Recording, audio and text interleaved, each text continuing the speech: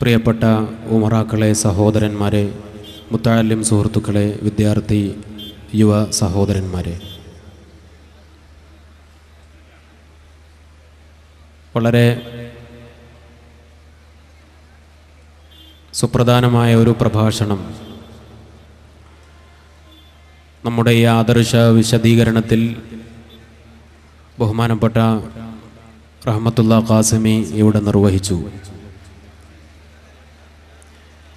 Indian Jamaat-e Islami Indian മുസ്ലിങ്ങൾക്ക് ഏറ്റവും വലിയ നാണക്കേടുണ്ടാക്കുന്ന വിധം നമ്മുടെ ഈ പ്രദേശത്ത് ഏതാനും ദിവസങ്ങൾക്ക് മുമ്പ് നമ്മുടെ നിഷ്കളങ്കരായ പാവപ്പെട്ട സഹോദരിമാരെ ഈ മണൽപ്പരപ്പിൽ ഒരുമിച്ച് കൂട്ടിക്കൊണ്ട് നടത്തിയിട്ടുള്ള ഇസ്ലാമിക വിരുദ്ധവും സാമൂഹിക വിരുദ്ധവുമായ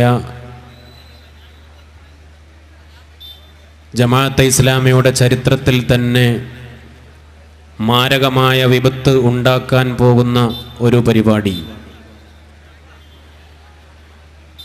ഇന്ത്യൻ ജമാഅത്തെ ഇസ്ലാമി ഇന്ത്യയിലും കേരളത്തിലുമൊക്കെ പ്രവർത്തിക്കാൻ തുടങ്ങിയിട്ട് പതിറ്റാണ്ടുകളായി എന്ന് നമുക്കറിയാം. പരിശുദ്ധമായ ഇസ്ലാമിക നവോത്ഥാന പ്രവർത്തനങ്ങൾക്ക് ചരിത്രത്തിൽ എന്നും തുരങ്കം വെക്കുകയും പ്രത്യേകിച്ച് വളരെ ഐക്യത്തോടെയും സമാധാനത്തോടുകൂടെയും ജീവിച്ചു വന്ന കേരളത്തിലെ മുസ്ലിം സമുദായത്തെ തീവ്രവാദത്തിലേക്കും ഭീകരവാദത്തിലേക്കും സാമുദായിക ഛിദ്രതയിലേക്കുമൊക്കെ ഏറ്റവും കൂടുതൽ വഴി നടത്തിയത് ഇന്ത്യൻ ജമാഅത്തെ ഇസ്ലാമിയാണ്. ജമാഅത്തെ ഇസ്ലാമി എന്നും ചരിത്രത്തിൽ പരിണാമത്തിൻ്റെ ഗതികേട് ബാധിച്ച ഒരു പ്രസ്ഥാനമാണ് എന്ന് നമുക്കറിയാം. വളരെ കുറഞ്ഞ കാലം കൊണ്ട് നേരത്തെ പറഞ്ഞതൊക്കെ മാറ്റിപ്പറയുകയും പഴയ ഹറാമുകൾ ഹലാലാവുകയും ഹലാലുകൾ ഹറാമാക്കുകയും ചെയ്യുന്ന കഴിഞ്ഞുപോയ സമുദായങ്ങളുടെ കഴിഞ്ഞുപോയ ഉമ്മത്തിമാരുടെ പാരമ്പര്യത്തെ, ഇസ്ലാമിക വിരുദ്ധമായ പാരമ്പര്യത്തെ പുനരാവിഷ്കരിച്ചുകൊണ്ട് ഇന്ത്യൻ ജമാഅത്തെ ഇസ്ലാമി നടത്തുന്ന വൃത്തികേടുകൾ തികച്ചും രാഷ്ട്രീയ ലക്ഷ്യത്തിനു വേണ്ടി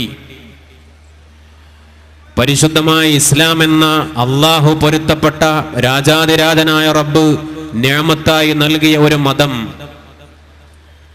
അതിൻ്റെ ആത്മീയതയെയും അതിൻ്റെ ദൈവികമായ മതപരമായ വിശുദ്ധിയെയും കളങ്കപ്പെടുത്തി മതത്തെ തികച്ചും ഭൗതിക ലോകത്തിൻ്റെ രാഷ്ട്രീയ ലാഭത്തിന് വേണ്ടി കച്ചവടം ചെയ്ത ഇന്ത്യൻ ജമാഅത്തെ ഇസ്ലാമി. കാരണം ജമാഅത്തെ ഇസ്ലാമിയുടെ സ്ഥാപകൻ അബുൽ അല മൗദൂദി കേവലം ഒരു പത്രപ്രവർത്തകനായിരുന്നു. അയാൾ ധാരാളം വായിക്കുകയും കാലികമായ വർത്തമാനങ്ങൾ വായിക്കുകയും വിലയിരുത്തുകയും ചെയ്യുന്ന ഒരു രാഷ്ട്രീയ നിരീക്ഷകനായിരുന്നു. ഒരു രാഷ്ട്രീയ നിരീക്ഷകനും പത്രപ്രവർത്തകനുമായ അബുൽ അല മൗദൂദിയുടെ തലച്ചോറിനകത്ത് പരിശുദ്ധമായ ദീനുൽ ഇസ്ലാമിനെ പാകപ്പെടുത്താൻ ശ്രമിച്ചപ്പോൾ മൗദൂദിക്ക് അങ്ങനെയൊക്കെ പറയേണ്ടി വന്നു, ചിന്തിക്കേണ്ടി വന്നു. എൻ്റെ പ്രിയപ്പെട്ട സഹോദരന്മാരെ, 38ാമത്തെ വയസ്സിലാണ് അബുൽ അല മൗദൂദി ഇന്ത്യൻ ജമാഅത്തെ ഇസ്ലാമിക്ക് തുടക്കം കുറിച്ചത്. അന്ന് ജമാഅത്തെ ഇസ്ലാമി രൂപീകരിക്കാൻ ചേർന്ന സമ്മേളനത്തിൽ വെച്ച് അബുൽ അല മൗദൂദി പറഞ്ഞത്,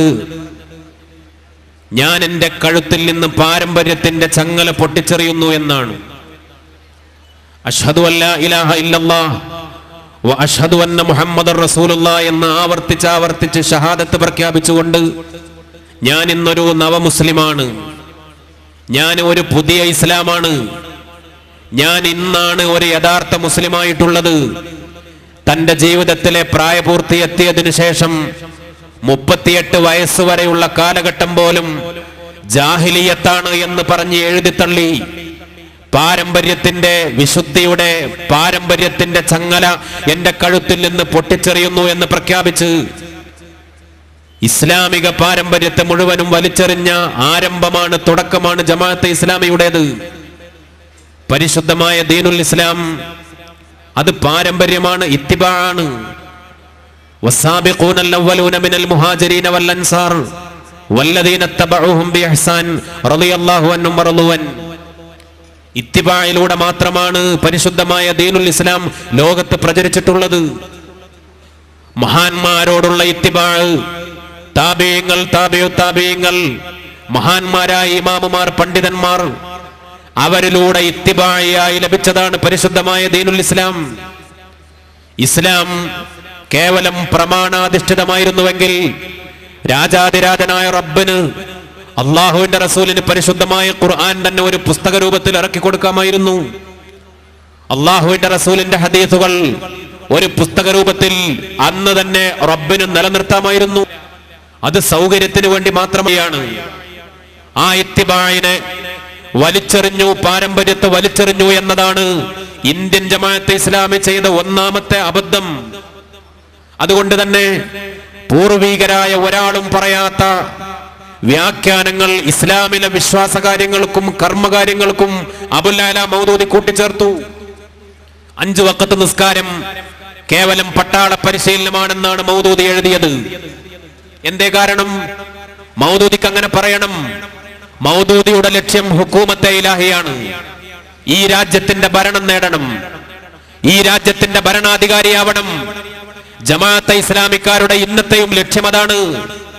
രാജ്യങ്ങളുടെ ഭരണസിരാ കേന്ദ്രങ്ങളിൽ ഭരണച്ചെങ്കോലും കിരീടവും സ്വപ്നം കണ്ട് നടക്കുന്ന ജമാഅത്തെ ഇസ്ലാമിക്ക് നൂറ്റാണ്ടുകളായി ഈ ഉമ്മത്ത് ഇസ്ലാമിന്റെ ഏറ്റവും ശക്തമായ നിലനിൽപ്പായി ഇസ്ലാമിന്റെ മുസ്ലിം സമുദായത്തിൽ നിലനിർത്തി വരുന്ന 5 വഖത്ത് നിസ്കാരം ഓരോ രാജ്യത്തിന്റെ പട്ടാളത്തിനും പോലീസിനും ഗവൺമെന്റ് നൽകുന്ന പരേഡ് പോലെ, ചിട്ടയായ പരിശീലനം പോലെ, കേവലം ഒരു കവാത്തായി, കേവലം ഒരു പരേഡായി 5 വഖത്ത് നിസ്കാരത്തെ വ്യാഖ്യാനിച്ചു അബുൽ അല മൗദൂദി. ലോകത്ത് ഒരു രാജ്യത്തും കഴിഞ്ഞു പോയ നൂറ്റാണ്ടുകളിൽ ഒരു പണ്ഡിതനും ഇങ്ങനെ വൃത്തികെട്ട രൂപത്തിൽ നിസ്കാരത്തെ വ്യാഖ്യാനിച്ചിട്ടില്ല. നോമ്പ് എന്നത് ശത്രുക്കൾക്കെതിരെ പ്രതിരോധം നേടാനുള്ള ഒരു പ്രതിരോധ ശക്തിയായി മൗദൂദി വ്യാഖ്യാനിച്ചു. ഹജ്ജ് ആക്രമണമായി, സൈനിക ആക്രമണമായി, ഹജ്ജിലെ കല്ലേറ് ശത്രുക്കളെ ആക്രമിക്കാനുള്ള ഒരു പരിശീലനമായി വ്യാഖ്യാനിച്ചു. ഇനി എന്താണ് പറയാനുള്ളത്?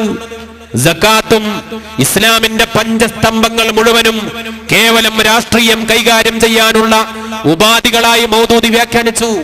വിശ്വാസകാര്യങ്ങളും അങ്ങനെ തന്നെ. ഇന്ത്യ രാജ്യത്തിന്റെയും അല്ലെങ്കിൽ മറ്റു രാജ്യങ്ങളുടെ ദൈവീകേതര ഭരണവ്യവസ്ഥ, ജനാധിപത്യമാവട്ടെ മതേതരത്വമാവട്ടെ, ദൈവീകമല്ലാത്ത ഭരണവ്യവസ്ഥയെ അംഗീകരിക്കാൻ പാടില്ല, അനുസരിക്കാൻ പാടില്ല എന്ന് പറയാൻ അബുൽ അല മൗദൂദി ചെയ്ത വൃത്തികേട് ഇബാദത്ത് എന്ന ഇസ്ലാമിന്റെ അടിസ്ഥാനപരമായ ഒരു വിഷയത്തെ ദുർവ്യാഖ്യാനിച്ചു.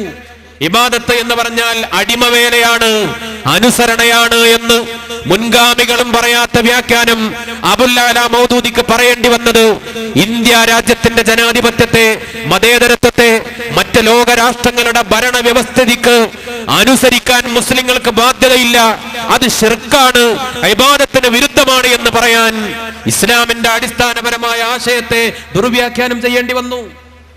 അങ്ങനെ ഇന്ത്യൻ ജമാഅത്തെ ഈ രാജ്യത്തിന്റെ ഭരണവ്യവസ്ഥ താഹൂത്താണ്, ഈ രാജ്യത്തിന്റെ ഭരണവ്യവസ്ഥ ജനാധിപത്യ താഹൂത്താണ്, അതിനെ അംഗീകരിക്കൽ ശിർക്കാണ്, ഹറാമ് പോലുമല്ല, ശിർക്കാണ്. ഈ രാജ്യത്തിന്റെ ഗവൺമെന്റിന്റെ ജോലി സ്വീകരിക്കൽ ഹറാമാണ്.